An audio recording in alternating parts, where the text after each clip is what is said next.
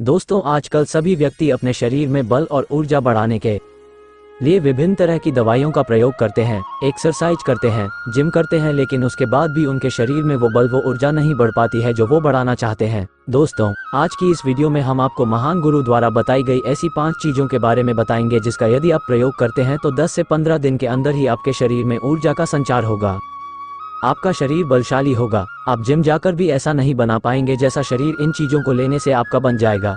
और इन चीजों का प्रयोग हमारे जितने भी ऋषि मुनि थे, राजा थे, महाराजा थे, सभी लोग इनका प्रयोग किया करते थे, तभी तो वो 80 साल की उम्र में भी हमेशा ऊर्जा से भरपूर रहते थे। उनका शरीर इतना बलशाली रहता था, इतनी वृद्धावस्था में भी वो युद्ध करने के लिए सक्षम रहते थे। तो आइए जानते हैं वो कौन कौन सी ऐसी चीजें हैं जिनका प्रयोग कर हम अपना वजन बढ़ा सकते हैं, हम अपने शरीर को शक्तिशाली बना सकते हैं और इन चीजों का प्रयोग करने के बाद आप ऊर्जा से भर जाएंगे। ये 5 चीजें आपके शरीर को ताकत और ऊर्जा ये भर देगी। एक बार की बात है, एक गुरु जो आयुर्वेद के सबसे बड़े ज्ञाता थे, उनके पास एक युवक आता है और कहता है कि गुरुवार, मैंने आपके बारे में बहुत सुना है, कृपया कर आप मेरी समस्याओं का समाधान निकालें। ये सुन गुरुजी मुस्कुराने लगते हैं और कहते हैं कि बेटा बताओ क्या समस्या है तुम्हारी। अब युवक कहता है कि गुरुवर, मैं हमेशा थका थका महसूस करता हूँ, मुझे हमेशा ऐसा लगता है मानो मेरे शरीर में ऊर्जा है ही नहीं। अभी मैं बस 25 साल का हुआ हूँ और मेरे चेहरे पर अभी से ही झुर्रियाँ पड़ने लगी है, मेरा दिमाग किसी भी कार्य में लगता ही नहीं, मैं दिन भर हमेशा आलस्य से भरा रहता हूँ, आधे से ज्यादा समय में बीमार रहता हूँ, मेरे शरीर में बहुत सारी बीमारियों ने घर बना लिया है। इसलिए आप मुझे कुछ ऐसा उपाय बताएं जिससे मेरे ज्यादा पैसे भी खर्च ना हो और मैं ऊर्जा से भरपूर रहा हूँ, मुझे कभी कोई बीमारी पकड़ तक ना पाए, मेरा शरीर शक्तिशाली बन जाए और दिमाग अच्छे से कार्य करें। युवक की पूरी बात सुनने के बाद गुरुदेव कहते हैं कि बेटा, आज मैं तुम्हें ऐसी 5 चीजें बताऊंगा जो आसानी से तुम्हें तुम्हारे घर पर ही उपलब्ध हो जाएगी। इसका नियमित रूप से उपयोग करने से न केवल तुम बीमार पड़ने से बचोगे बल्कि उनका प्रयोग करने से तुम्हें कभी भी थका थका महसूस भी नहीं होगा, तुम पूरे दिन ऊर्जा से भरे रहोगे। लेकिन इसके लिए सबसे पहले आपको अपने शरीर के बारे में समझना होगा। हमारे शरीर का प्रत्येक अंग, चाहे आपकी त्वचा हो, आपके बाल हो या आपके शरीर का कोई भी अंग क्यों ना हो, वो प्रोटीन से बना होता है। आपकी मांसपेशियां प्रोटीन से बनी होती है। जब आपके शरीर में प्रोटीन की कमी होती है तो आपके शरीर के प्रत्येक अंग पर उसका प्रभाव पड़ता है, इसलिए आपको पर्याप्त मात्रा में प्रोटीन जरूर लेना चाहिए। लेकिन जब व्यक्ति को ये पता ही नहीं होता कि प्रोटीन किन किन औषधि से बनता है तो वो इससे वंचित रह जाता है। प्रोटीन हमारे शरीर में मांसपेशियों को रिपेयरिंग का काम करता है और इससे शरीर का विकास भी हो पाता है। अब मैं जो आपको बताऊंगा उसे ध्यान से सुनना। ये जो हमारी धरती माता है, ये बहुत ही कम पैसे में ऐसी चीजें उपलब्ध कराती है जिन्हें गरीब से गरीब व्यक्ति भी उपयोग कर सकता है। फिर गुरु आगे बताते हुए कहते हैं कि हमारे शरीर में प्रोटीन का विकास 2 तरह से होता है जिन्हें अमीनो एसिड कहा जाता है। ये अमीनो एसिड जब जुड़ते हैं तो एक ऐसी श्रृंखला बनती है और इसके जुड़ने से प्रोटीन का निर्माण होता है। और ये जो अमीनो एसिड होते हैं ये 2 तरह के होते हैं, जिनमें पहले वो होते हैं जिन्हें आपका शरीर अपने आप ही बना लेता है और दूसरे वो होते हैं जिन्हें आपको बाहर से आहार से प्राप्त करना होता है। इसलिए जो आप आहार लेते हैं उसमें अमीनो एसिड नहीं होता तो आपके शरीर विभिन्न प्रकार की बीमारियों से और भिन्न भिन्न प्रकार के तत्वों की कमी से बीमार पड़ जाते हैं, जिसका असर आपके शरीर पर पड़ता है। आपका शरीर कमजोर हो जाता है, आपको थकान महसूस होती है, आलस्य आता है, हड्डियों की मजबूती कम हो जाती है, मांसपेशियां ढीली पड़ जाती है, बाल सफेद हो जाते हैं, चेहरे की चमक खत्म हो जाती है, आंखों की रोशनी भी धीरे धीरे कम हो जाती है, शरीर की ऊर्जा चली जाती है। इसलिए इन सबको संतुलन में रखने के लिए अब ये जो चीज हम आपको बता रहे हैं उसका आपको नियमित रूप से प्रयोग करना चाहिए। फिर पहली चीज, गुरु युवक को पहली चीज बताते हुए कहते हैं कि पहली चीज है पनीर। आप चाहे कितना भी आहार खा लो, आपको वो प्रोटीन नहीं मिलेगा जो आपको पनीर खाने से मिलता है। मार्केट में पनीर को पोषक तत्वों का खजाना बताया गया है। पनीर आपको सामान्य से लेकर गंभीर शारीरिक समस्याओं तक से बचाता है। इसमें मौजूद होते हैं कैल्शियम, प्रोटीन, फास्फोरस, फोलेट इत्यादि न्यूट्रिएंट्स प्रेग्नेंट औरतों और बच्चों के हेल्थ के लिए बेहतर होते हैं। इसमें मौजूद विटामिन डी और कैल्शियम आपको कैंसर के खतरे से बचाते हैं। इसमें मौजूद कैल्शियम और फास्फोरस आपकी हड्डियों को मजबूत बनाते हैं और आपको अन्य तरह की कई बीमारियों से बचाते हैं। इसमें पाया जाने वाला सेलेनियम नामक एंटीऑक्सीडेंट लंबे समय तक आपको जवान रखता है, स्वस्थ रखता है, जिससे आप जल्दी से वृद्ध दिखाई नहीं देते। पनीर में मौजूद प्रोटीन शरीर को सिर्फ न केवल ऊर्जा देता है बल्कि मांसपेशियों के लिए भी बहुत महत्वपूर्ण होता है। ये आपकी मांसपेशियों को मजबूत बनाता है। साथ ही प्रोटीन वजन को संतुलित रखने में भी सहायक होता है।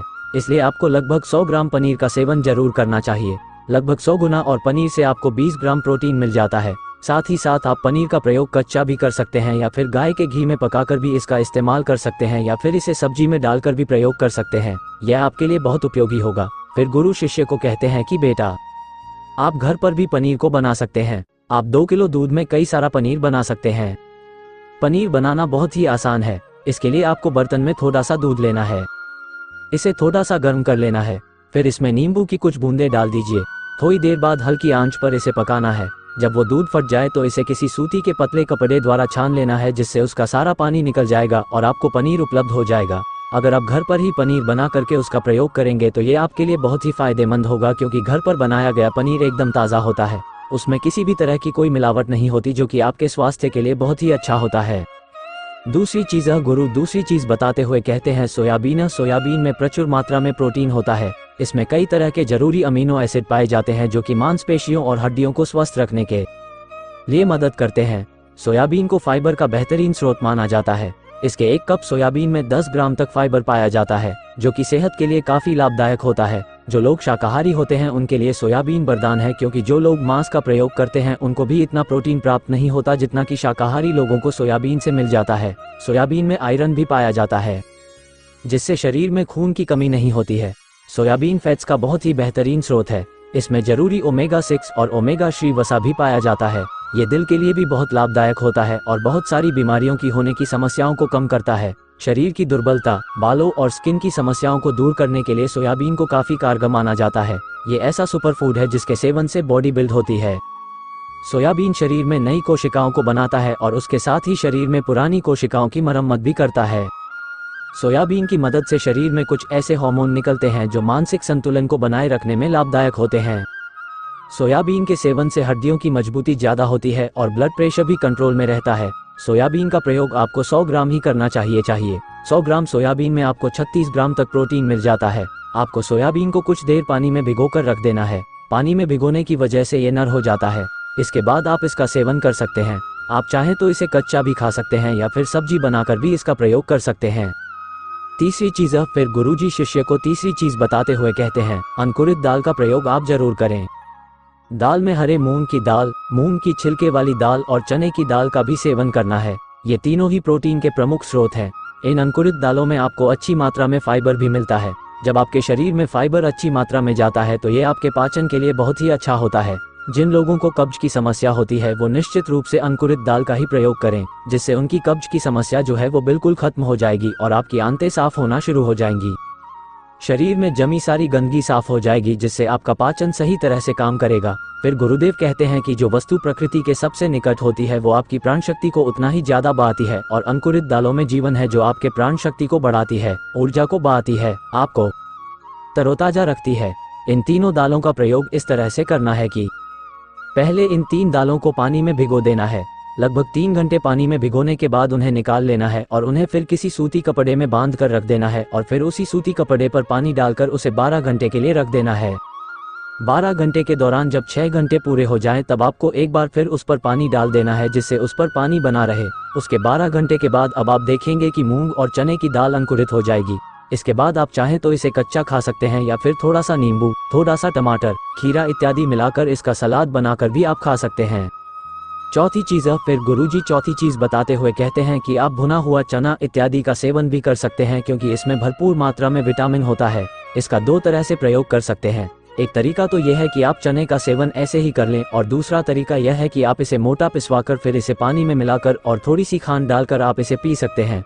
इससे आपके शरीर को ऊर्जा मिलती है। 100 ग्राम की मात्रा में चने लेने से आपको 18 ग्राम तक प्रोटीन मिलता है। भुना हुआ चना आपके दिमाग के फंक्शन के लिए बहुत महत्वपूर्ण होता है। इससे आपका दिमाग बहुत ही अच्छी तरीके से कार्य करता है, जिससे आपको निर्णय लेने में कोई परेशानी नहीं आती। इसके साथ ही ये आपके बालों के लिए भी बहुत अच्छा है, आपकी स्किन के लिए भी बहुत उपयोगी है। भुने हुए चने में मैंगनीज, फोलेट, फास्फोरस और तांबे का भी एक अच्छा स्रोत होता है, जो हमारे हृदय को स्वस्थ रखने के लिए लाभकारी होता है। और इसमें मौजूद फास्फोरस विशेष रूप से हमारे शरीर के लिए बहुत बढ़िया होता है, और यही वजह है कि इसके नियमित सेवन से खून में जगे गंदे कोलेस्ट्रॉल को कम करने में मदद मिलती है। ध्यान रहे, इन गंदे पदार्थ की वजह से नसों में ब्लॉकेज हो जाती है, जिससे आपको दिल के कई सारे रोग, अर्थराइटिस, हार्ट अटैक इत्यादि हो जाते हैं। भुना हुआ चना खाने से इम्यूनिटी स्ट्रांग रहती है, क्योंकि इसमें एंटीऑक्सीडेंट प्रचुर मात्रा में पाए जाते हैं, जो शरीर की इम्यूनिटी को बूस्ट करने में मदद करते हैं।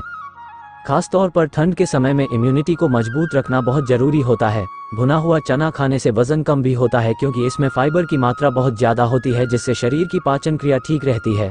इसके अलावा शरीर में एनर्जी बनी ही रहती है जिससे आपको बार बार भूख नहीं लगती। 5 ही चीज़ें। इसके बाद गुरुदेव 5वीं चीज़ बताते हुए कहते हैं कि मूंगफली का सेवन करें। अभी के समय में यानी कि ठंडी के समय में मूंगफली बहुत मिलती है। मूंगफली में बहुत ज़्यादा पोषक तत्व पाए जाते हैं जो हमारे शरीर के लिए बेहद जरूरी है। इसमें iron, calcium, vitamin, zinc, phosphorus इत्यादि पर्याप्त मात्रा में पाए जाते हैं। इसका सेवन करने से आप कई सारी बीमारियों से बच सकते हैं। मूंगफली में मोनोसैचुरेटेड फैट्स पाए जाते हैं। ये बैड कोलेस्ट्रॉल के स्तर को कम करता है और गुड कोलेस्ट्रॉल के स्तर को बढ़ाता है। अगर आप नियमित रूप से मूंगफली का सेवन करते हैं तो आपको दिल की बीमारी कभी नहीं होगी। मूंगफली सर्दी जुकाम से आपको राहत दिलाती है। ये शरीर को अंदर से गर्म रखती है। इसके रोजाना सेवन से फेफड़ों को मजबूती मिलती है। इस मौसम में यदि हम सर्दी, खांसी, जुकाम से बचना चाहते हैं तो हमें नियमित रूप से इसका सेवन करना चाहिए। मूंगफली में फाइबर और प्रोटीन भरपूर मात्रा में होता है। ये को कम करने में मदद करता है। इससे वजन कम करने में सहायता मिलती है। मूंगफली में मैंगनीज, कैल्शियम, कार्बोहाइड्रेट प्रचुर मात्रा में पाए जाते हैं। इसके सेवन से ब्लड शुगर का स्तर कंट्रोल में रहता है। अगर आपको डायबिटीज की समस्या है तो मूंगफली का सेवन आपको जरूर करना चाहिए। मूंगफली खाने से कई तरह के कैंसर से बचा जा सकता है। मूंगफली में मौजूद फैटी एसिड त्वचा रोगों से बचाने में भी फायदा करते हैं। इसमें फाइबर भी होता है जो शरीर के विषाक्त पदार्थों को बाहर निकालने में सहायक होता है जिससे आपकी त्वचा हेल्दी बनी रहती है। आपको नियमित रूप से 1 मुट्ठी मूंगफली का ही प्रयोग करना है। ज्यादा मात्रा में आपको इसका प्रयोग नहीं करना है। फिर गुरुजी उस युवक से कहते हैं कि बेटा, मेरे बताए गए नियमों का यदि आप नियमित रूप से प्रयोग करेंगे, सेवन करेंगे, देखना तुम्हारी सारी बीमारियों दूर हो जाएंगी और तुम बहुत अच्छा अनुभव करोगे। अब उस युवक ने गुरुदेव को धन्यवाद दिया और वहां से चला गया। तो दोस्तों, उम्मीद करता हूं आपको इस कहानी से जरूर बहुत कुछ सीखने को मिला होगा। ये कहानी आपको कैसी लगी हमें कमेंट बॉक्स में कमेंट करके जरूर बताएं और साथ ही इस कहानी को अपने दोस्तों के साथ जरूर शेयर करें ताकि उन्हें भी इस कहानी से कुछ सीखने को मिल सके। धन्यवाद।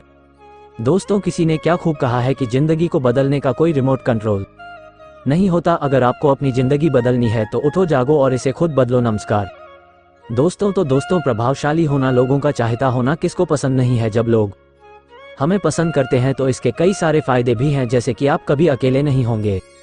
आपके किसी काम में हाथ बटा के लिए और आपसे प्यार करने वाले लोग आपके साथ होते हैं, या जैसे आपके लिए लोगों की रजामंदी पाना या उनका समर्थन पाना आसान हो जाता है आपके साथ कोई काम करने में। लेकिन प्रभावशाली होना कोई आसान चीज नहीं है। इसीलिए इस वीडियो में हम बात करेंगे उन 7 आदत के बारे में जिन्हें अपनाकर कोई भी साधारण से साधारण व्यक्ति भी एक प्रभावशाली व्यक्ति बन सकता है। और अगर आप इन आदतों को अपने जीवन में अपनाते हैं तो फिर आपको पता भी नहीं चलेगा और आपके आसपास के लोग आपसे प्रभावित होते रहेंगे। आप जहां भी जाएंगे लोग आपकी तरफ खींचे चले आएंगे। तो चलिए आज की कहानी शुरू करते हैं। दूर किसी गांव में एक हरीश नाम का लड़का रहता था। वो इस बात से परेशान था कि वो प्रभावी इंसान नहीं है। वो बहुत कोशिश करने के बावजूद भी वो अपनी बातों, अपने काम और अपने स्वभाव से लोगों को प्रभावित नहीं कर पा रहा था। उसकी हार्दिक इच्छा थी कि वह एक ऐसा इंसान बने जिसकी सब बात माने, जिसके साथ सब काम करना चाहे और अपना समय बिताना चाहे। लेकिन उसके साथ सब कुछ उल्टा हो रहा था। ना तो कोई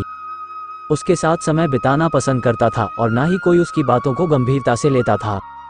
कुल मिलाकर लोगों के बीच वो था, लेकिन हमेशा खुद को अकेला ही महसूस करता। उसके उपस्थित होने या ना होने से किसी को कुछ खास फर्क नहीं पड़ता था। इन सब घटनाओं की वजह से उसका आत्मविश्वास भी दिन प्रतिदिन कम होता जा रहा था। अपनी ऐसी हालत को देखकर वो बहुत ही उदास और परेशान रहने लगा। जिस शहर में हरीश रहता था उसी नगर के बाहर एक बौद्ध भिक्षु भी रहते थे। वो बौद्ध भिक्षु अपने अति प्रभावशाली व्यक्तित्व के लिए प्रसिद्ध थे। जो भी उनसे मिलता वो उनसे प्रभावित हो जाता था, बिना उनसे मिले नहीं रह पाते। उनके लिए जरूरी है तो कभी भी एक प्रभावशाली व्यक्ति बात करने का तरीका, उनके हाव भाव और उनका लोगों को समझना और समझाने का तरीका बहुत ही प्रभावी और आकर्षक था। सभी कहते थे कि वो एक बहुत ही प्रभावशाली व्यक्ति हैं जिनके व्यक्तित्व में ऐसा जादू है जो किसी को भी मोहित कर देता है। एक दिन शाम के समय वो लड़का उदास मन के साथ तालाब के किनारे बैठा हुआ था। तभी उसका एक मित्र उसके पास आता है और कहता है, दोस्त, मुझे तुम्हारी समस्या का हल मिल गया। ये सुनकर हरीश बहुत अधिक खुश हो जाता है और पूछता है क्या समाधान है। तभी उसका दोस्त बताता है कि मुझे एक ऐसे बौद्ध भिक्षु के बारे में पता चला है जो एक प्रभावशाली व्यक्तित्व के मालिक हैं और मुझे पूरा भरोसा है कि उनके पास तेरी इस समस्या का समाधान अवश्य होगा। ये सुनकर हरीश उसकी बातों से सहमत हो गया। हरीश तुरंत ही उन बौद्ध भिक्षुक से मिलने के लिए निकल पड़ता है और उन्हें सारी समस्या बताता है कि कैसे वो एक प्रभावशाली इंसान बनना चाहता, लेकिन बहुत कोशिश करने के बाद भी वो ऐसा इंसान नहीं बन पा रहा है। बौद्ध भिक्षु ने हरीश की बात पूरे ध्यान से सुनी और फिर कहा, तो तुम चाहते क्या हो? हरीश ने कहा, लोग कहते हैं कि आपका व्यक्तित्व बहुत ही प्रभावशाली है, तो मैं आपकी तरह ही अपना व्यक्तित्व भी प्रभावशाली कैसे बना सकता हूँ? यह सुन बौद्ध भिक्षु ने गंभीर होकर कहा, सबसे पहले तो तुम ये समझो कि एक प्रभावशाली इंसान बनने के लिए अच्छा व्यक्तित्व यानी अच्छी पर्सनैलिटी नहीं बल्कि चरित्र का होना जरूरी है, क्योंकि अगर सिर्फ किसी इंसान का व्यक्तित्व अच्छा है तो वह कुछ समय के लिए तो लोगों को प्रभावित कर सकता है, लेकिन बहुत ही जल्दी लोग ये समझ जाएंगे कि उसके काम के पीछे कोई ना कोई मतलब है, कोई उद्देश्य है। लेकिन अगर तुम्हारा चरित्र अच्छा है तो सभी लोग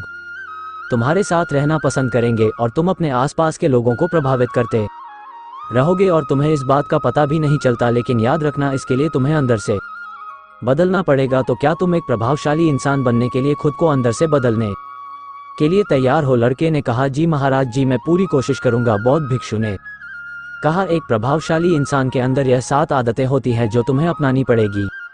बौद्ध भिक्षु ने कहना शुरू किया, पहली आदत सक्रिय यानी प्रोएक्टिव बनो। हमारे आसपास जो कुछ भी होता है हम इसे बदल नहीं सकते, लेकिन इस पर क्या प्रतिक्रिया देना है ये पूरी तरह से हमारे हाथ में है। एक प्रोएक्टिव व्यक्ति बनने का मतलब है कि हमारे आसपास के लोग चाहे जो कुछ भी कहे, लेकिन हमें उससे विचलित नहीं होना है। जब लोग हमारे बारे में कुछ बुरा बोलते हैं तो कमी हमारे अंदर नहीं बल्कि उनके अंदर होती है। वो जो भी नकारात्मक बातें हमारे बारे में बोल रहे होते हैं उससे हमें उनके नकारात्मक नजरिए का पता चलता है, जिस नजरिए से वो दुनिया को देख रहे होते हैं।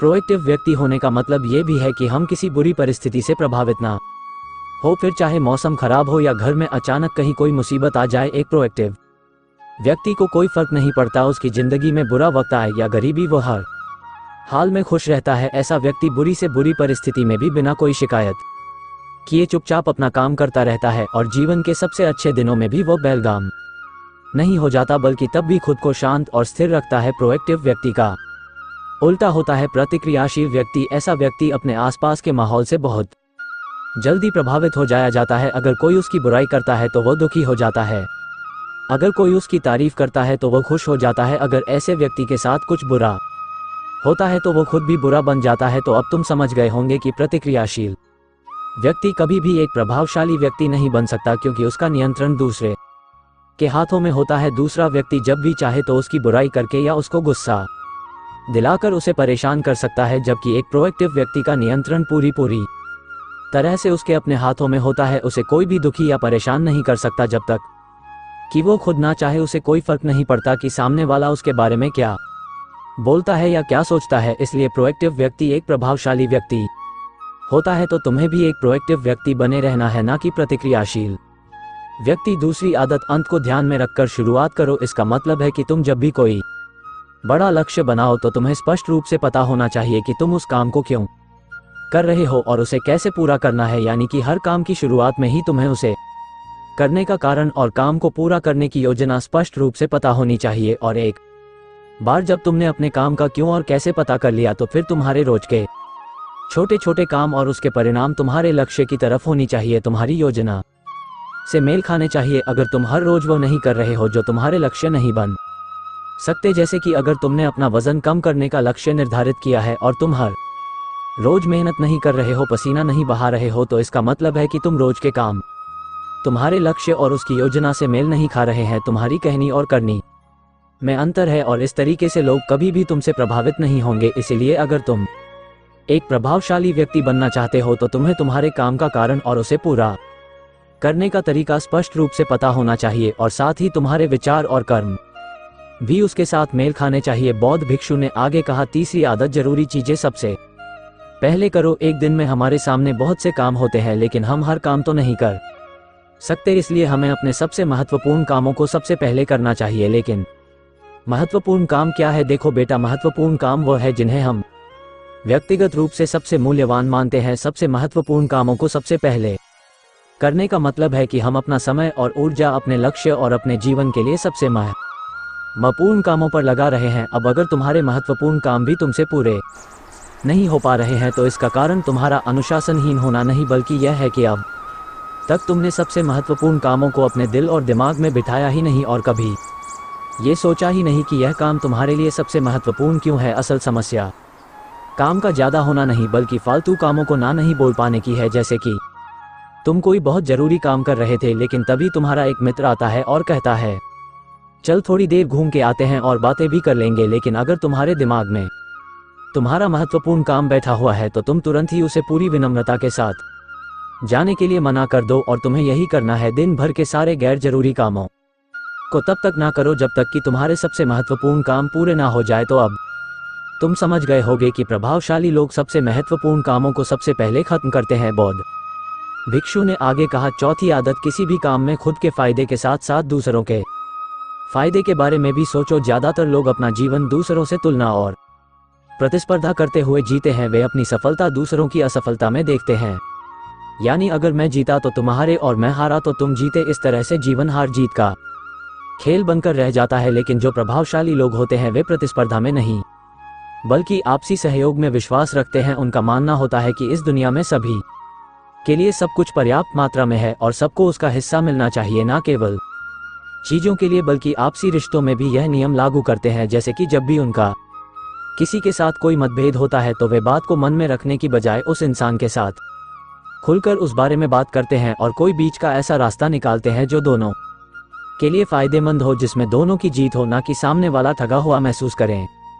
और ऐसा करके वो आपसी मनमुटाव को खत्म करते हैं, साथ ही रिश्तों को पहले से भी ज्यादा मजबूत बना लेते हैं। तो अब तुम समझ गए होगी कि प्रभावशाली बनने के लिए तुम्हें खुद के अलावा सामने वाले के फायदे के बारे में भी सोचना होता है। पांचवी आदत, पहले खुद दूसरों को समझने का प्रयास करो, फिर उनसे उम्मीद करो कि वह तुम्हारी बात को समझेंगे। किसी के साथ भी बातचीत करने का सबसे अच्छा तरीका यह है कि सबसे पहले हम ये समझने की कोशिश करें कि आखिर सामने वाला कहना क्या चाहता है। बल्कि मैं तो कहूँगा कि किसी भी इंसान की बात को सुनने और समझने का सबसे अच्छा तरीका है कि हम खुद को उसकी जगह पर रखकर सोचें। तब जाकर हम सही तरीके से समझ पाएंगे कि आखिरकार सामने वाला हमसे कहना क्या चाहता है। जब हम किसी की बात को ध्यान से सुनते ही नहीं तब हम उसकी भावनाओं को समझे बिना ही उसे सलाह देने लग जाते हैं। लेकिन जब हम उसे समझने की कोशिश करते हैं तभी हम जान पाते हैं कि असल में वह इंसान कैसा महसूस कर रहा है। और जब हम इस तरीके से किसी की बात सुनते हैं तब जाकर हम उस इंसान को कुछ अच्छी सलाह दे पाएंगे या सच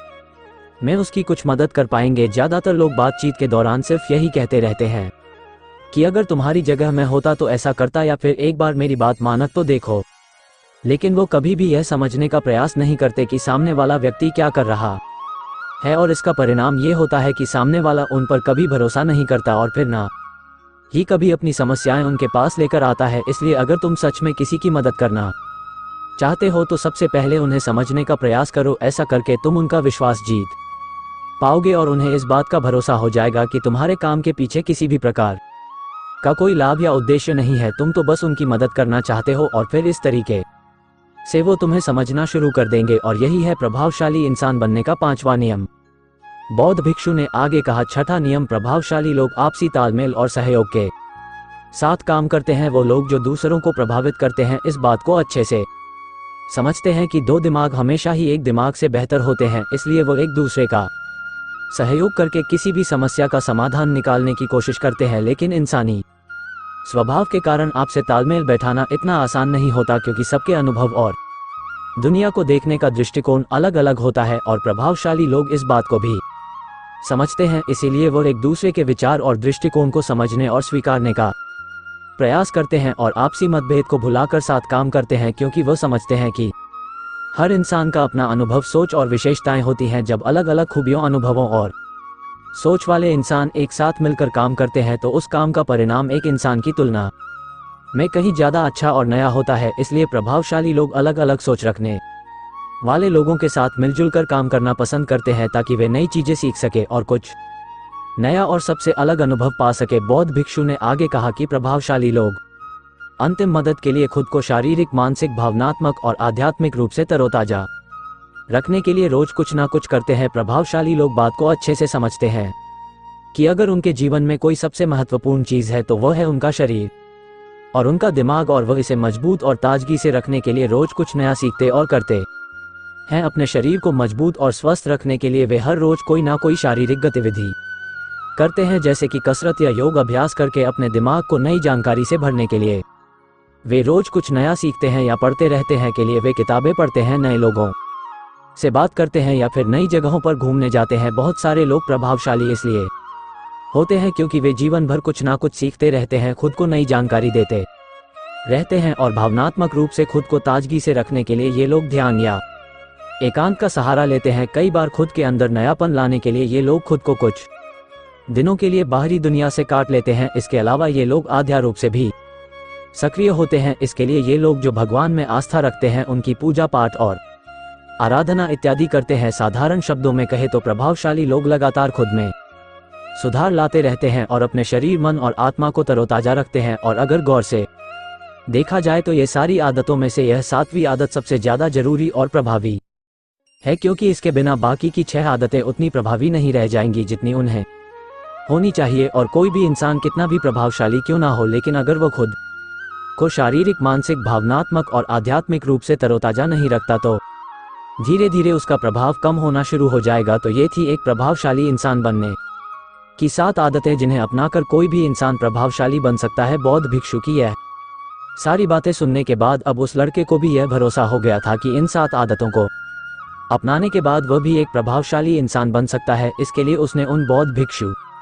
को धन्यवाद किया और खुशी खुशी अपने मित्र के साथ वहां से चला गया। तो दोस्तों, उम्मीद है इस वीडियो से आपको काफी कुछ सीखने को मिला होगा, और अगर कुछ सीखने को मिला हो तो हमारे इस वीडियो को लाइक, शेयर और साथ ही कमेंट में नमो बुद्धाय जरूर लिखिए। धन्यवाद। अरे ये भी कोई काम है। इसके बाद उन्होंने ढेर सारे योग के साथ अपने काम को महत्वहीन बताने की कोशिश की। उन्होंने ये भी कहा कि इस समय जो काम मेरे जिम्मे है उसके आधार पर दूसरे संस्थान में नौकरी भी नहीं मिलेगी। इस बात को मुकेश के रिपोर्टिंग मैनेजर मिस्टर कुमार को बताया गया। वो सुलझे हुए इंसान है। उन्होंने तरीके से मुकेश को समझाया कि उनका काम कैसे महत्वपूर्ण है। मिस्टर कुमार ने उनसे पूछा, मुकेश पहले अपने काम के बारे में बताइए। मुकेश ने कहा, मेरा काम ये देखना है कि हमारी कंपनी के प्रोडक्ट में कहाँ कहाँ गड़बड़ी है, उसे कैसे दूर किया जा सकता था, आगे ऐसा क्या किया जाए जिससे पुरानी खामियां फिर से सामने नहीं आए। मुकेश की बात खत्म होते ही मिस्टर कुमार ने कहा, यह जानकर अच्छा लगा कि आपको अपने काम की अच्छी समझ है। जैसा आपने कहा है उसके अनुसार आपका काम प्रोडक्ट को कैसे बेहतर बनाया जाए और उसके निर्माण के दौरान की खामियों को दूर करने से जुड़ा है। मुकेश ने हाँ में सर हिलाया। इसके बाद मिस्टर कुमार ने पूछा, जब प्रोडक्ट को लेकर इतनी बड़ी ही जिम्मेदारी कंपनी ने आपको दी है तब आप अपने काम को महत्वहीन क्यों समझते हैं? एक आम धारणा है कि जो लोग प्रोडक्ट के निर्माण से सीधे जुड़े हैं वही मेन स्ट्रीम में काम करते हैं, लेकिन हर काम मेन स्ट्रीम का होता है। अगर ऐसा नहीं होता तो कंपनी आपके ऊपर खर्च नहीं करती। कंपनी को पता है कि आपके काम का परिणाम प्रोडक्ट पर दिखेगा, इसलिए इस बात को मन से निकालिए कि आप जो काम कर रहे हैं उसकी पूछ नहीं है। ध्यान से देखेंगे तो लगेगा कि आपका काम ही सबसे महत्वपूर्ण है। एकता और समझदारी। ऊंचे आकाश में सफेद कबूतरों की एक टोली उड़कर जा रही थी। बहुत दूर जाना था उन्हें, लंबा रास्ता था। सुबह से उड़ते उड़ते थकान होने लगी थी। सूरज तेजी से चमक रहा था। कबूतरों को भूख लगने लगी थी। तभी उन्होंने देखा कि नीचे जमीन पर चावल के बहुत से दाने पड़े थे। कबूतरों ने एक दूसरे से कहा, चलो भाई थोड़ी देर रुककर कुछ खा लिया जाए, फिर आगे जाएंगे। एक बुजुर्ग कबूतर ने चारों ओर देखा। वहां दूर दूर तक कोई घर या मनुष्य दिखाई नहीं दे रहा था। फिर चावल के ये दाने यहाँ कहाँ से आए? बुजुर्ग कबूतर ने बाकी कबूतरों को समझाया, मुझे लगता है कि यहाँ कुछ गड़बड़ है, तुम लोग नीचे मत उतरो। लेकिन किसी ने भी उसकी बात नहीं सुनी। सभी कबूतर तेजी से उतरे, दाना चुगने लगे। इतने बढ़िया दाने बहुत दिनों के बाद खाने को मिले थे। वे बहुत खुश थे। जब सभी ने भर पेट खा लिया तो बोले, चलो भाई अब आगे चला जाए। लेकिन ये क्या, जब उन्होंने उड़ने की कोशिश की तो उड़ ही नहीं पाए। दोनों के साथ साथ वहां एक चिड़ीमार का जाल भी था जिसमें उनके पांव फंस गए थे। उन्हें अपनी गलती पर पछतावा हुआ। बूढ़ा कबूतर पेड़ पर बैठकर सब देख रहा था। उसने जब अपने साथियों को मुसीबत में देखा तो फौरन उड़ा और चारों ओर देखा। दूर उसे चिड़ीमार आता दिखाई दिया। वह फौरन लौटा और अपने साथियों को बताया। सब वहां से निकलने का उपाय सोचने लगे। तब बूढ़े कबूतर ने कहा, दोस्तों एकता में बड़ी शक्ति होती है। सब एक साथ उड़ोगे तो जाल तुम्हें रोक नहीं पाएगा। उसने गिना, 1 2 3 उड़ो। सारे कबूतरों ने एक साथ जोर लगाया और जाल उनके साथ उठने लगा। जब तक चिड़ीमार वहां पहुंचा तब तक जाल काफी ऊपर उठ चुका था। वो देखता ही रह गया और कबूतर जाल लेकर उड़ गए। बूढ़ा कबूतर सबसे आगे उड़ रहा था। काफी देर उड़ने के बाद वे नीचे उतरे। वहां कबूतरों के दोस्त चूहे रहते थे। चूहों ने अपने तेज दांतों से जाल काट दिया। इस तरह बूढ़े कबूतर की समझदारी और साथ मिलकर काम करने से सभी कबूतर बच गए। एक शहर में एक बहुत अमीर व्यक्ति रहता था। उसका नाम तो था धनी मल, लेकिन था वह बेहद कंजूस। उसका कहना था कि अगर आप अपना पैसा अपने पास रखेंगे तो सबको पता चल जाएगा कि आपके पास बहुत पैसे हैं, फिर चोर डाकू आपके पीछे पड़ जाएंगे और सारा पैसा रात को आकर गड्ढे में देख लेता था कि उसका सोना वहां है या नहीं। उसे विश्वास था कि कोई भी चोर इस जगह के बारे में नहीं जान पाएगा, लेकिन ऐसा नहीं हुआ। धीरे धीरे पूरे शहर में ये चर्चा होने लगी कि धनी मल रात में शहर के बाहर जाकर कुछ करता है। एक रात जब उसने गड्ढा खोद कर देखा तो सोना वहां से गायब था। उसे गहरा सदमा लगा और वह चीख कर रोने लगा। उसके रोने की आवाज सुनकर बहुत से लोग वहां आ गए। धनी मल रो रो कर अपना दुख बताने लगा। तब उसके एक पड़ोसी से उसे कहा, धनी मल, तुम एक भारी पत्थर इस गड्ढे में रख दो और समझ लो कि वही तुम्हारा सोना है। ये सुनकर धनी इमल को बहुत गुस्सा आया। तुम मेरे सोने को पत्थर जैसे बता रहे हो? वो बोला, देखो धनी मल, वो सोना तुम कभी इस्तेमाल तो करते नहीं थे। एक पत्थर की तरह यहाँ उसे दबा कर रख दिया था, तो फिर यहाँ सोना हो या पत्थर क्या फर्क पड़ना? उसका पड़ोसी बोला, बात तो ठीक ही थी। धनी मल ने बहुमूल्य सोने को पत्थर के समान मूल्य नहीं बना दिया था। उसके बाद धनी मल ने मेहनत करके फिर पैसे कमाए, लेकिन अब वह कंजूस नहीं रहा था। अपने पैसे को वह अपने ऊपर और दूसरे लोगों की सहायता के लिए खर्च करता था। दोस्तों, जिसकी जैसी सोच वह वैसी ही कहानी रखता है। कोई परिंदों के लिए बंदूक तो कोई परिंदों के लिए पानी रखता है। उस इंसान से कभी झूठ मत बोलिए जिसे आपके झूठ पर भी विश्वास हो। दुनिया के तानों से कभी नाराज मत होना। अनजान लोग तो हीरे को भी कांच का समझ लेते हैं। सच्चा रिश्ता एक अच्छी पुस्तक जैसा होता है, कितनी भी पुरानी हो जाए फिर भी शब्द नहीं बदलते। कामयाबी के दरवाजे उन्हीं के लिए खुलते हैं जो उन्हें खटखटाने की ताकत रखते हैं। जो लोग सब्र करते हैं या तो वह जीत जाते हैं या फिर सीख जाते हैं। जिंदगी में एक दूसरे के जैसा होना जरूरी नहीं होता, एक दूसरे के लिए होना जरूरी होता है। नमस्कार दोस्तों, धनी सेठ और एक गरीब आदमी की कहानी। दोस्तों, ये कहानी जानवर को भी इंसान बना सकती है। पत्थर की तरह मजबूत दिल रखने वाले की आंखों में भी आंसू आ जाएंगे। जिस गरीब आदमी को सेठ ने अपने महल के सामने एक रात्रि के लिए आश्रय नहीं दिया, उस गरीब आदमी ने सेठ के साथ कौन सा व्यवहार किया, इस कहानी से समझते हैं। दोस्तों, ये कहानी बड़ी ही शिक्षा महत्वपूर्ण और ज्ञानवर्धक है। मेरा आपसे निवेदन है कि कहानी के अंत तक हमारे साथ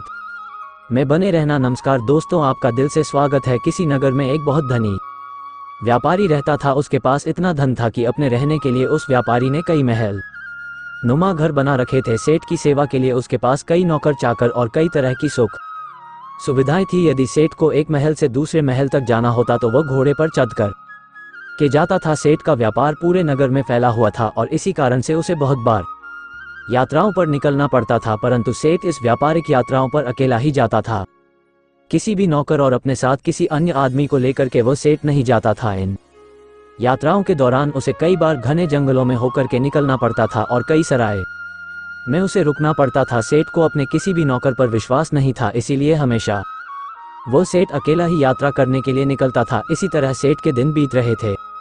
एक बार की बात है, रात के समय वह सेठ अपने महल से सामने एक दिन टहल रहा था कि उसके सामने से एक बूढ़ा व्यक्ति आता हुआ दिखाई दिया। उस बूढ़े व्यक्ति के कपड़े बहुत ही फटे पुराने थे, सिर पर वह गठरी को लादे हुए थे। जैसे ही उसने सेठ को देखा, उस बूढ़े आदमी ने जो गठरी उसके सर पर रखी हुई थी उसे उठा करके नीचे रख दिया और सेठ को प्रणाम करते हुए कहने लगा, श्रीमान जी, मैं बहुत दूर से आया हूँ और मैं बहुत थक गया हूँ। यदि आप आज्ञा दें तो यहाँ रात काट लूँ। उस बूढ़े व्यक्ति की बात को सुनकर के सेठ ने कहा, यह मेरा महल है, कोई धर्मशाला नहीं है। बूढ़ा व्यक्ति कहने लगा कि मैं केवल आपकी घुड़साल के बाहर ही पड़ा रहूंगा और सुबह होते ही यहाँ से मैं चला जाऊंगा। सेठ ने कहा, परंतु यहाँ तुम्हारी देखभाल कौन करेगा? उस बूढ़े व्यक्ति ने कहा कि मुझे किसी भी चीज की कोई आवश्यकता नहीं, इसलिए देखभाल की कोई जरूरत नहीं है। सेठ ने कहा कि हमें क्या मालूम है कि तुम कौन हो? एक आदमी हमें रात भर के लिए तुम्हारी रखवाली के लिए यहाँ पर लगाना पड़ेगा। उस बूढ़े व्यक्ति ने कहा कि क्यों महाराज, ऐसा क्यों करना पड़ेगा आपको? सेठ ने कहा कि वो इसीलिए करना पड़ेगा कि रात को तुम कोई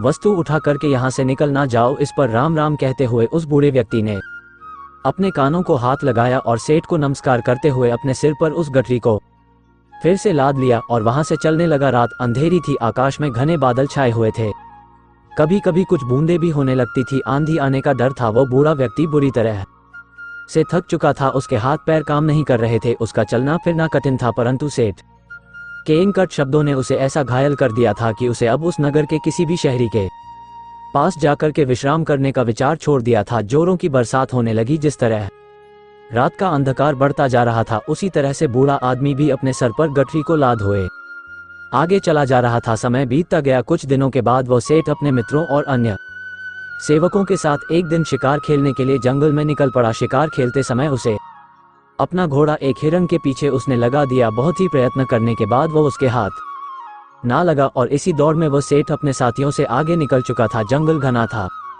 और घने जंगल में घुस जाने के कारण वो सेठ अपने नगर का मार्ग भूल चुका था। लगभग कई घंटों वो जंगल में भटकता रहा। इतने में ही रात हो गई, बारिश चालू हो गई, आंधी चलने लगी और बादल छा गया। कोई भी ऐसा व्यक्ति नहीं था जो सेठ की किसी भी प्रकार से कोई सहायता कर सकता था। बेचारा थक करके चूर चूर हो गया। जब उसे कोई रास्ता नजर नहीं आया तो वो एक वृक्ष के नीचे बैठ गया। आंधी इतनी जोरों से बढ़ने लगी कि जंगल के जो वृक्ष थे वो सब टूट टूट करके गिरने लगे। आंधी के कारण अंधेरा बढ़ने लगा, हाथ को हाथ नहीं दिखाई दे रहा था। प्रकृति के इस प्रकोप से घबरा करके सेठ का जो घोड़ा था वो अपने बचाव के लिए इधर उधर भागने लगा। घोड़े का मालिक इतना थक चुका था कि उसे होश नहीं था। थोड़ी देर के बाद आंधी जब कुछ कम पड़, थोड़ी थोड़ी बरसात होने से चारों ओर जो फैली हुई धूल थी वह बैठ चुकी थी। आकाश को साफ हो गया था। तब सेठ ने देखा कि उसका घोड़ा उससे वहां से जुदा हो चुका है। उस सेठ ने उस घोड़े को 000 देकर के खरीदा था और उस घोड़े से बहुत ही प्यार करता था। उसे पालने में उसने किसी तरह की कोई कसर नहीं छोड़ी थी। अब तो सेठ को घर पहुंचने की कोई भी उम्मीद नहीं थी। कहते कि सवेरा होने के आसपास रात का अंधकार बहुत बढ़ जाता है और इसी तरह आशा और सूर्य की किरण के पहुंचने से पहले निराशा और दुख का अंधेरा भी बहुत अधिक हो जाता है। बहुत अधिक दुखी और निराश हो जाने पर उस सेठ को दूर से एक व्यक्ति आता हुआ दिखाई दिया। पहले तो उस व्यक्ति को देख करके वो सेठ सहम गया, कहीं ये कोई व्यक्ति चोर या डाकू ना हो जो उसे आकर के उसे लूट ले। परंतु जब उस व्यक्ति ने सेठ के पास आकर के नमस्कार करते हुए अपने होठों की मुस्कान से सेठ के हृदय को निर्मल कर दिया, सेठ को बड़ी उम्मीद दिखाई दी, उसे आशा का प्रकाश दिखाई देने लगा। हंसते हुए उस व्यक्ति ने सेठ से कहा, आप इतने क्यों घबराते हैं? साथियों के बिछड़ने से, राह भटकने से और किसी की सहायता न मिलने से। कहते हुए सेठ ने अपनी सारी जो कहानी थी उस व्यक्ति को सुना दी। उस व्यक्ति ने जब सेठ की कहानी सुनी तो उसको सेठ पर दया आ गई और वह सेठ को लेकर के अपनी झोपड़ी में चला गया। वहां जाकर उसने बताया कि वह अपने पिता के साथ रहता है। जो भी रूखा सूखा भोजन हम लोग खाते हैं आप भी खा लेना और यहीं पर रुक करके विश्राम कर लेना। सेठ ने कहा कि परंतु मेरे घोड़े का क्या होगा? उस व्यक्ति ने कहा, सुबह होने से पहले मैं आपके घोड़े को किसी भी तरह से ढूंढ लूंगा। सेठ ने कहा कि वह कैसे ढूंढोगे? तुम बड़ा घना जंगल है, इतनी अंधेरी रात है, तुम कैसे ढूंढ सकोगे? उस व्यक्ति ने कहा कि मैं इस जंगल के कोने कोने से परिचित हूँ। सेठ ने कहा, तो क्या तुम मेरे साथियों को भी ढूंढ सकोगे? उस व्यक्ति ने कहा, यदि वे इस जंगल में हुए तो मैं अवश्य ही उन्हें ढूंढ निकालूं। इस उत्तर को सुनकर के उस अमीर सेठ को बड़ा ही संतोष हुआ। उसके मन में बड़ी उम्मीद जगी और इस तरह से वो सेठ पूरी तरह से निश्चिंत हो चुका था। वह अब भी सोया नहीं था कि उस व्यक्ति ने सेठ के सामने एक दूध का कटोरा ला करके रख दिया। सेठ ने कहा कि यह क्या है महाशय? उस व्यक्ति ने कहा कि सेठ जी, यह हमारी बकरी का दूध है।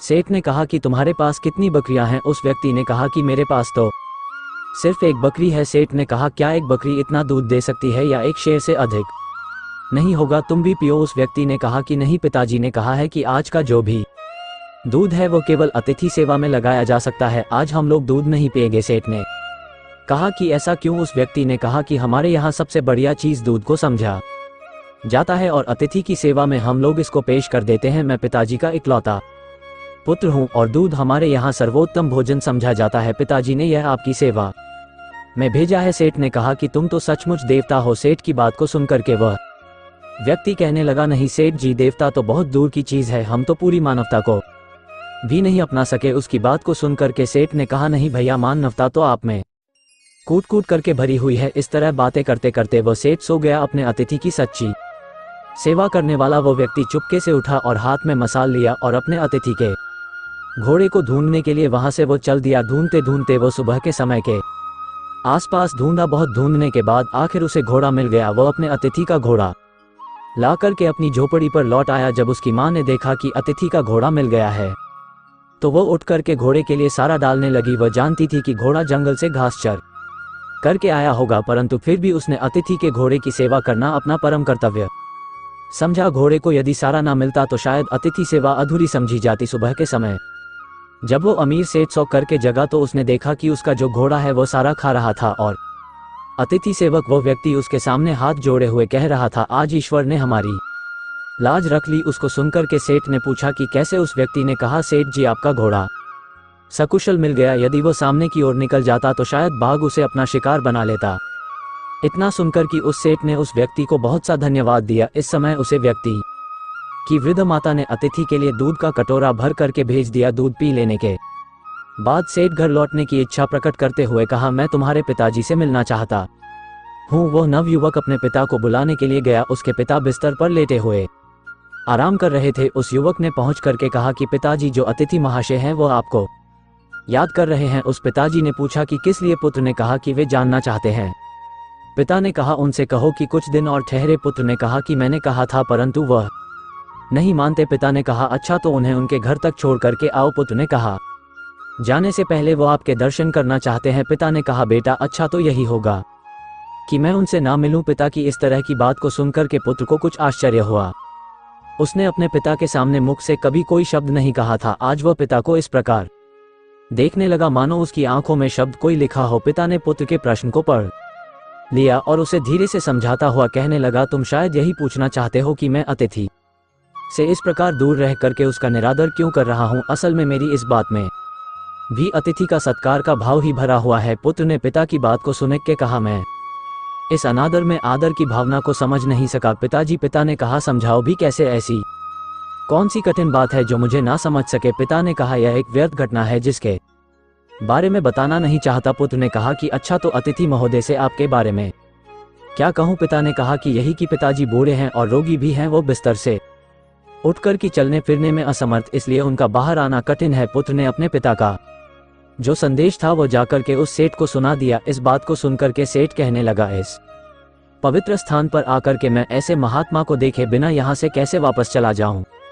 जिसके घर में भूले भटके को मार्ग दिखाया जाता है, जहाँ अतिथि की सेवा की जाती है, जी जान लगा करके की जाती है, जहाँ अजनबी अतिथि के घोड़े को ढूंढने के लिए घर वाले अपनी जान की बाजी लगा देते हैं, और जहाँ जो घर की गृहिणी है वो अपना खान पान उठा करके अतिथि के घोड़े की पेट भरने के लिए तैयार करती है। तुम्हारे पिता को देखकर ही मेरा जीवन सफल हो सकता है। सेठ का संदेश पुत्र ने पिता तक पहुंचा दिया। अब बूढ़ा क्या करता, उसे सेठ के सामने आना ही पड़ा। सेठ ने देखते ही पहचान लिया कि यह तो वही बूढ़ा है जो कुछ दिन पहले उनके महल के सामने सर पर गठरी उठाए हुए आया था। एक रात के लिए उसने आश्रय मांगा था और सेठ ने उसे चोर तक कह दिया था। कितनी दानव थी उसके दुर्व्यवहार में। इस वृद्ध के पुत्र ने अपनी मानवता का परिचय देकर के उस सेठ के हृदय को बिल्कुल बदल दिया था। अमीर सेठ हाथ जोड़ करके खड़ा हो गया और अपने दुर्व्यवहार के लिए उस बूढ़े व्यक्ति से क्षमा याचना करने लगा। बूढ़े व्यक्ति ने कहा, आपकी ओर से क्षमा याचना का प्रश्न ही पैदा नहीं होता है, क्योंकि मैं बाहर आकर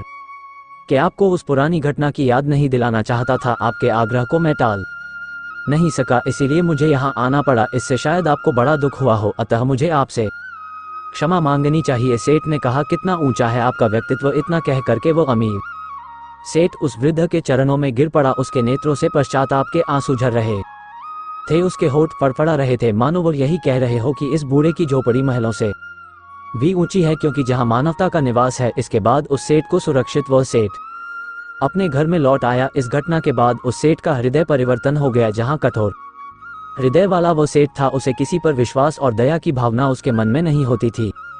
वही सेठ बिल्कुल बदल चुका था। अब वह दीन और दुखियों की सेवा करता और उसके द्वार पर आने वाले जो भी अतिथि थे उनका पूरा स्वागत सत्कार करने लगा। सेठ का पूरा परिवर्तन हो चुका था। जो पत्थर दिल सेठ था वो पूरी तरह से पिघल चुका था।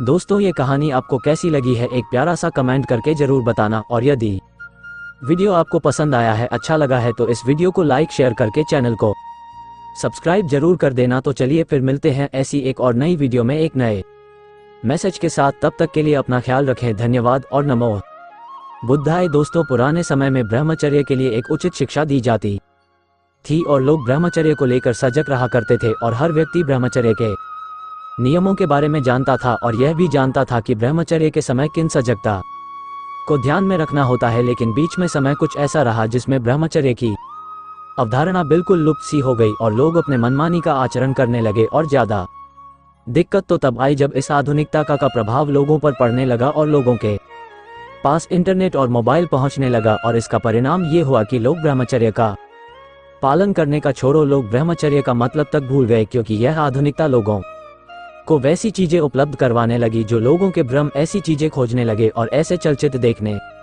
लगे जिनसे आज की हमारी युवा पीढ़ी को बहुत ही बड़ी बड़ी सती झेलनी पड़ी। यह सती लोगों को अपने शरीर पर देखने को मिली, मानसिक स्तर पर देखने को मिली। लोग इससे बहुत चिंतित हुए और इसको सही करने के लिए हर संभव प्रयास करने लगी और धीरे धीरे ब्रह्मचर्य की अवधारणा फिर से लोगों में आने लगी और आज लोग ब्रह्मचर्य के बारे में सजग हो रहे हैं और इसके मतलब को समझकर इसे अपनाने का प्रयास कर रहे हैं। गौतम बुद्ध ने ब्रह्मचर्य के पालन पर अपने बहुत सारे उपदेशों में उपदेश दिया और आज हम इसी विषय पर बात करने वाले हैं कि ब्रह्मचर्य की सती जो हमें होती है उसको कैसे ठीक किया जाए, उसको कैसे सुधारा जाए। आज हम बात करेंगे ऐसे ही वीर्यवर्धक योग के बारे में जो आपको वीर्य सती से नुकसान होता है उसको ठीक करेगा। इसके साथ साथ तुम्हें कुछ और चीज़ों के बारे में ध्यान देना होगा। आप उन पर ध्यान देंगे तो आपको और भी अधिक लाभ प्राप्त होंगे और तेजी से आपको लाभ प्राप्त होंगे। चलिए सारी बातें बड़े विस्तार से और आसान शब्दों में समझते हैं। एक बार एक बौद्ध भिक्षु अपने कुछ शिष्यों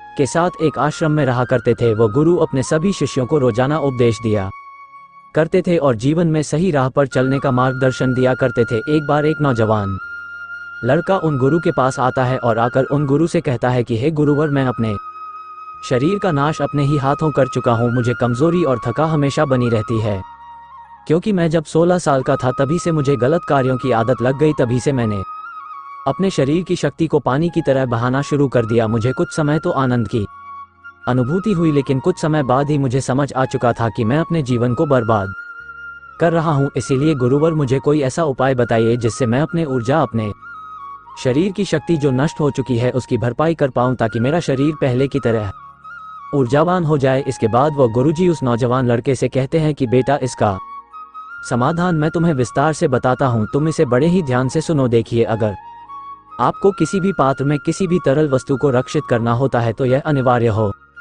जाता है कि आप यह अच्छे से समझ ले कि उस पात्र में किसी भी तरह का कोई छेद नहीं होना चाहिए। अगर उस पात्र में कोई भी छेद होगा तो आप उसमें कुछ भी तरल पदार्थ डालेंगे तो वो नीचे से निकलता रहेगा। बौद्ध भिक्षु उस नौजवान लड़के से कहते हैं कि मैं तुम्हें तुम्हारी इस समस्या का समाधान तो बता दूंगा, लेकिन तुम्हें एक चीज का ध्यान रखना होगा, तुम्हें संयम रखना होगा, यानी कि तुम्हें यह अपनी गलत क्रिया को रोकना ही होगा। मैं जानता हूं बेटा कि मन को रोकना सरल काम नहीं है, क्योंकि मन व्यक्ति को बड़ा ही भटका रहता है। और बेटा, जैसा तुम्हारा आज से पहले का जीवन रहा है, आज से पहले की तुम्हारी जीवन की यादें रही हैं, उस हिसाब से तुम्हारे मन को रोकना इतना आसान नहीं होगा। तुम्हारे मन में वही विचार आएंगे और फिर तुम्हारा मन फिर से वही क्रिया करना चाहेगा। लेकिन अगर आप एक संकल्प लेते हैं कि आज से मैं ये सब गलत क्रियाएं छोड़ दूंगा, नहीं करूंगा, तो आप धीरे धीरे अपने मन पर काबू कर पाएंगे। और कुछ दिनों के संकल्प के बाद एक समय ऐसा आएगा जब आप अपने मन पर विजय हासिल कर लेंगे। लेकिन अगर आप क्रियाओं को नहीं रोकेंगे और निरंतर अपनी क्रियाओं में लीन रहेंगे तो आपको वो समय कभी नहीं मिलेगा जब आप अपने मन पर काबू कर पाए। आप निरंतर क्रियाएं करते रहेंगे और परेशान होते रहेंगे और आपको लगेगा कि मेरा कुछ भी नहीं हो सकता है और आप अपने विचारों की तरफ ध्यान नहीं दे पाएंगे। लेकिन दूसरी ओर जब आप अपनी क्रियाओं को रोक लेते हैं तो तुम अपने विचारों को सोचने की तरफ आगे बढ़ोगे और तुम फिर यह सोचोगे कि मैं अपने विचारों को देखता हूं, और फिर तुम देखोगे कि मैं इसे कैसे सुधार सकता हूं। इसीलिए बेटा, सबसे पहली बात तो यही है कि जब तक तुम अपनी क्रियाओं को नहीं रोकोगे तब तक कुछ भी संभव नहीं है। इसीलिए सबसे पहले अपनी क्रियाओं को रोके। इसके बाद बौद्ध भिक्षु आगे कहते हैं कि बेटा, आइए सबसे पहले मैं तुम्हें कुछ नियम बताता हूं जिनको तुम्हें अपने जीवन में अपनाना होगा, तभी तुम इन समस्याओं से बाहर निकलोगे। जो नियम मैं तुम्हें बता रहा हूं वो नियम आज से पहले भी हजारों लोगों की जिंदगी बदल चुके हैं। इसीलिए इन नियमों को ध्यान से समझे और इनका पालन करें। बेटा, सबसे पहले तुम इस चीज को समझो कि जैसे एक पौधा अपने शुरुआत के दिनों में होता है तो उसे अधिक देखरेख की आवश्यकता पड़ती है, पानी और खाद की आवश्यकता होती है। लेकिन जब वही पौधा एक पेड़ बन जाता है तो उसे ज्यादा देखरेख की आवश्यकता नहीं पड़ती है। और ठीक इसी प्रकार का हमारा शरीर होता है। जब कोई व्यक्ति 16 से 20 साल की उम्र का होता है तो उसे अधिक देखरेख की आवश्यकता पड़ती है, क्योंकि उस समय व्यक्ति का शरीर विकसित हो रहा होता है। लेकिन व्यक्ति इसी समय में अपने शरीर का नाश कर लेता है। आपको इन समस्याओं से बाहर आना है तो आपको ब्रह्मचर्य के 5 नियमों का पालन करना होगा। इन नियमों को समझने के बाद मैं तुम्हें बताऊंगा कि कैसे तुम अपने वीर्य सती के नुकसान को ठीक कर पाएंगे। आगे बौद्ध भिक्षु पहला नियम बताते हुए कहते हैं कि अपने ऊपर सूक्ष्म दृष्टि रखनी होगी। बेटा, जो इंसान लापरवाह है वो ब्रह्मचर्य का पालन नहीं कर सकता। इसके लिए आपको समझना होगा कि अगर आपके मन में कोई छोटा सा भी विचार आता है काम से संबंधित, तो वो एक विचार ही आपको भ्रष्ट करने के लिए काफी है। इसको आप इस तरह से समझिए कि जैसे कोई एक भूसे का ढेर है। अगर उस भूसे के ढेर में एक आग की चिंगारी भी लग जाती है तो वह एक आग की चिंगारी उस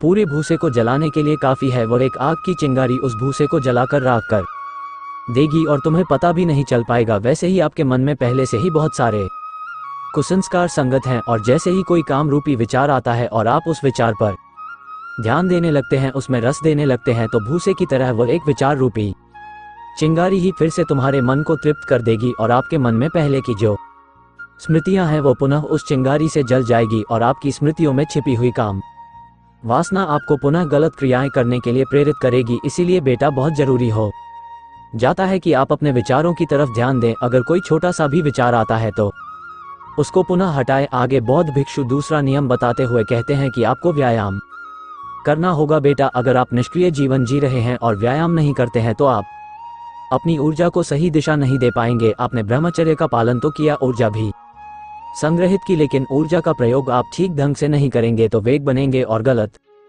स्थानों पर आपकी ऊर्जा खर्च होना शुरू हो जाएगी। इसीलिए रोजाना आप 1 घंटे के लिए ऐसा मजबूत व्यायाम करें जिसमें आपका पसीना निकले, जिसको करने से आप थके, जिससे कि आपके शरीर में टूट फूट है, मांसपेशियां ब्रेक होती हैं, आपकी ऊर्जा उन मांसपेशियों को ठीक करने में लग जाए और इससे आपको बहुत ही अच्छे लाभ प्राप्त होंगे। अगर आप 1 घंटे का अच्छा व्यायाम करते हैं तो आपकी पाचन क्रिया मजबूत होगी, आपको कभी भी कब्ज की समस्या नहीं होगी, आपका मल अच्छे से निष्कासित होगा और आपकी ऊर्जा भी अच्छे कार्यों में लगेगी। आगे बौद्ध भिक्षु तीसरा नियम बताते हुए कहते हैं कि आपको आध्यात्म को अपने जीवन में धारण करना होगा। भागवत गीता में श्री कृष्ण जी कहते हैं कि यह जो मेरी माया है यह इंसान को फंसाए रखती है। अगर आप अपने आप को इस माया से बाहर निकालना चाहते हैं या फिर इस माया से ऊपर निकलना चाहते हैं तो मेरा नाम लेने से, मेरे से जुड़ने से, अपने मन को मेरे में निवेश करने से ही आप मेरी माया से ऊपर उठ सकते हैं। जब आपके शरीर में तमोगुण वृत्तियां बहुत ज्यादा बढ़ गई हैं, जब तक आप उन तमोगुण वृत्तियों से सतोगुण वृत्तियों में नहीं आएंगे तब तक आप ब्रह्मचर्य है। आपका मन तो चाहता है कि आप इस अंधेरे कुएं में ही पड़े रहे, लेकिन आपको तो प्रकाश की ओर जाना है। इसीलिए आपको मन के विपरीत कार्य करना होगा। जैसे कि जब बर्तनों में चिकनाहट पैदा होती है तो उसके विपरीत साबुन के प्रयोग से हम उस चिकनाहट को हटा पाते हैं, ऐसा ही आपके मन के साथ होता है। इसको इस तरह से समझे, क्योंकि जो आपके मन का मेल है उसको साफ करने के लिए ये जो परमात्मा है वही एक ऐसा साबुन है जो आपके मन के मेल को साफ कर सकता है। तो ऐसे में जहां आपकी श्रद्धा है वहां उनके साथ आप जुड़े। ऐसा करने से आप चिंता से मुक्ति पा सकते हैं। ऐसा करने से आप खुश और ऊर्जावान महसूस करेंगे। इसके बाद वह गुरु कहते हैं कि चौथा नियम है ब्रह्म मुहूर्त का प्रयोग करें, यानी आपको सुबह 4 बजे उठने का प्रयास करना चाहिए। आपको ब्रह्म मुहूर्त के समय का प्रयोग करना चाहिए। ब्रह्म मुहूर्त का महत्व इसलिए ज्यादा है क्योंकि समय भी अलग अलग प्रवृत्ति के होते हैं और ब्रह्म मुहूर्त का समय जो होता है ये सतोगुण प्रवृत्ति का होता है और दिन का समय रजोगुण प्रवृत्ति का होता है और रात्रि का समय तमोगुण प्रवृत्ति का होता है, सतोगुण प्रवृत्ति। समय के दौरान आप ध्यान साधना और मन को शांत करने वाली क्रियाएं कर सकते हैं। इस समय में आप अपने ऊपर काम कर सकते हैं। सुबह का समय वाद प्रधान होता है, यानी इस समय हमें शौच आदि से निवृत्त हो जाना चाहिए, लेकिन आप इससे निवृत्त नहीं होते हैं। आप अपने मल को निष्कासित नहीं करते हैं तो आपका वीर्य निष्कासन होता है। आपको स्वप्न दोष होता रहता है, यानी कि स्वप्न दोष की अधिक समस्याएं ब्रह्म मुहूर्त के दौरान ही होती हैं। इसीलिए आप ब्रह्म मुहूर्त में उठने का नियम बना लें और उठकर परमात्मा का नाम ले योग अभ्यास करें। इसके बाद गुरुजी 5वां नियम बताते हुए कहते हैं कि अपने आहार पर भी ध्यान दें। ब्रह्मचर्य का पालन करते समय लोगों को ये परेशानी आती है कि वो प्याज और लहसुन के प्रयोग पर नियंत्रण नहीं कर पाते हैं, क्योंकि लहसुन प्याज ब्रह्मचर्य पालन करने वाले व्यक्तियों के लिए सही नहीं है, लेकिन प्याज लहसुन से भी बुरा आपके लिए बासी भोजन होता है, जैसे कि जंक फूड, फास्ट फूड आदि। इसीलिए आप पहले उन चीजों को छोड़ने का प्रयास करें जो आपके लिए ये ज्यादा हानिकारक है। आप लहसुन प्याज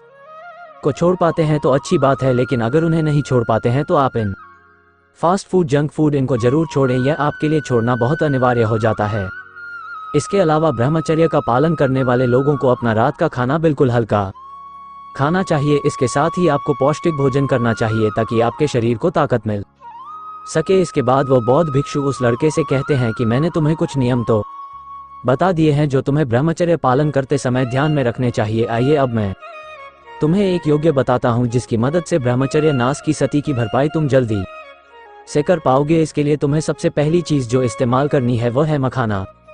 मखाने आपको 100 ग्राम की मात्रा में लेने हैं और इनको सूखे ही रोस्ट करना है। मखाने में आपको एंटीऑक्सीडेंट मिलते हैं जो फ्री रे को रोकते हैं और आपके शरीर को एक अच्छी स्थिति में लेकर जाते हैं। इसमें कैल्शियम, फास्फोरस और मैग्नीशियम जैसे तत्व पाए जाते हैं जो आपकी मांसपेशियों के लिए, आपकी हड्डियों के लिए बहुत ही उपयोगी है। दूसरे स्थान पर आपको चने का प्रयोग करना है। भुने हुए चनों का प्रयोग आपको इसके छिलके के साथ ही करना है। अगर आप इसका छिलका उतार देंगे तो इसमें से फाइबर की मात्रा कम हो जाएगी। आपको 100 ग्राम की मात्रा में भुना हुआ चना लेना है। 100 ग्राम चना में आपको 7 ग्राम फाइबर मिलेगा और भी ऐसे अनेक तत्व मिलेंगे जो आपके लिए बहुत उपयोगी है, जो आपके शरीर को पुष्ट बनाने, बल को बढ़ाने के लिए बहुत ही बढ़िया है। तीसरे स्थान पर आपको छुहारे का प्रयोग करना है। छुहारा आपकी धातु को पुष्ट करने के लिए, शरीर की कमजोरी को दूर करने व बल को बढ़ाने के लिए बहुत ही उपयोगी है। आपको 10 छुहारे लेने हैं और उसकी गुठली को निकाल लेना है और उनको छोटे छोटे टुकड़ों में काट लेना है।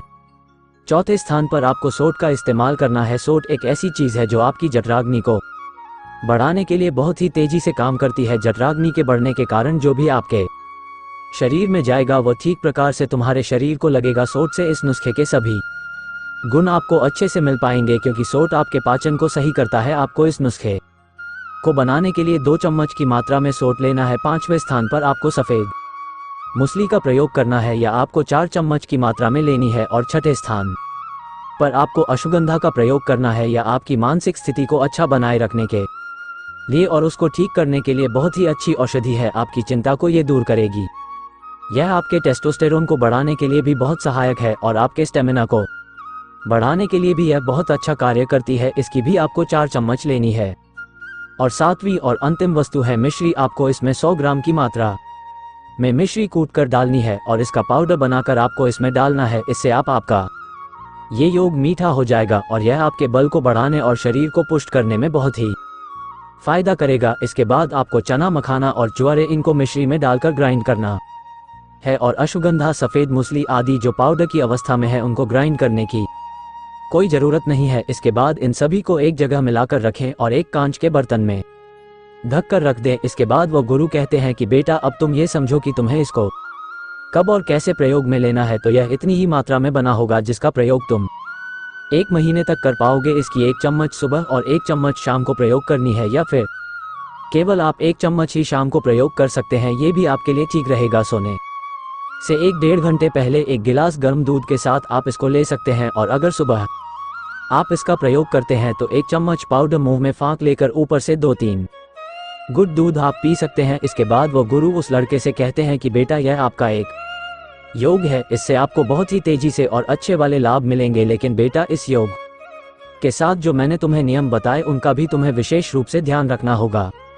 तो दोस्तों उम्मीद करता हूँ आपको इस कहानी से जरूर बहुत कुछ सीखने को मिला होगा। ये कहानी आपको कैसी लगी हमें कमेंट बॉक्स में कमेंट करके जरूर बताएं और इस वीडियो को लाइक भी जरूर करें और साथ ही इस वीडियो को अपने दोस्तों के साथ जरूर शेयर करें ताकि उन्हें भी इस कहानी से कुछ सीखने को मिल सके। ऐसी ही प्रेरणादायक और बुद्धा स्टोरी सुनने के लिए हमारे चैनल बुद्धा MK मोटिवेशन को सब्सक्राइब करके बेल आइकन को जरूर दबा दें ताकि आने वाली अगली वीडियो की नोटिफिकेशन आपको मिल सके। इस वीडियो में बस इतना ही, मिलते हैं अगली वीडियो में। जब तक के लिए अपना ख्याल रखिएगा। धन्यवाद।